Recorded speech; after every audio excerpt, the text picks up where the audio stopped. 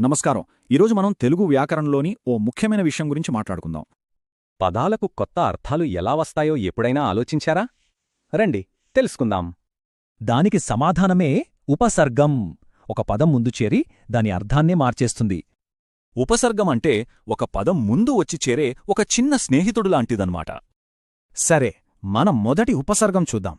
అతి అంటే చాలా ఎక్కువ అని.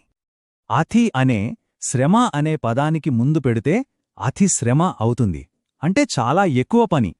ఇంకో ఉదాహరణ, అతికి వేగం కలిపితే అతివేగం అంటే చాలా ఫాస్ట్గా వెళ్లడం. ఇక మన తర్వాతి ఉపసర్గం అన లేదా ఆ. ఇది వ్యతిరేకార్థాన్నిస్తుంది. అన అనే ఉపసర్గం న్యాయానికి చేరితే అది అన్యాయం అవుతుంది. అంటే న్యాయం జరగకపోవడం. అలాగే ఆ అనేదాన్ని శుభం ముందు చేరిస్తే అశుభం అంటే మంచిది కాని. ఇప్పుడు సు అనే ఉపసర్గం గురించి తెలుసుకుందాం. సు అంటే మంచి అని అర్థం. సుకి వర్ణం కలిపితే సువర్ణమవుతుంది. అంటే బంగారం లేదా మంచి రంగు.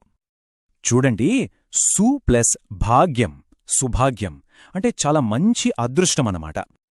ఇప్పుడు ఇంకో రకమైన ఉపసర్గం చూద్దాం. దుర్. దీని అర్థం చెడు అని. దుర్ కి మతి కలిస్తే దుర్మతి అవుతుంది. అంటే చెడ్డబుద్ధి అనే అర్థం.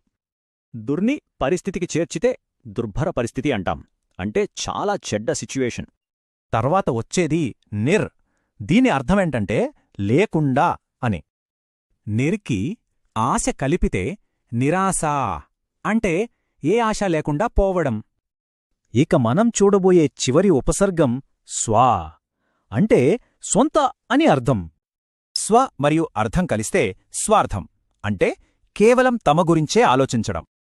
అలాగే స్వకి రాజ్యం కలిస్తే స్వరాజ్యం అంటే మనల్ని మనమే పాలించుకోవటం. చూశారు కదా, అతి, సు, దుర్ లాంటి ఉపసర్గలు పదాలకి ఎలాంటి కొత్త అర్థాల్నిచ్చాయో. అంటే ఈ ఉపసర్గలు పదాలకి ఒక కొత్త శక్తినిస్తాయన్నమాట. చాలా సింపుల్. మన తెలుగు భాష చాలా గొప్పది. దానిలోని ఇలాంటి మరిన్ని విషయాలను నేర్చుకుంటూ ఉందాం.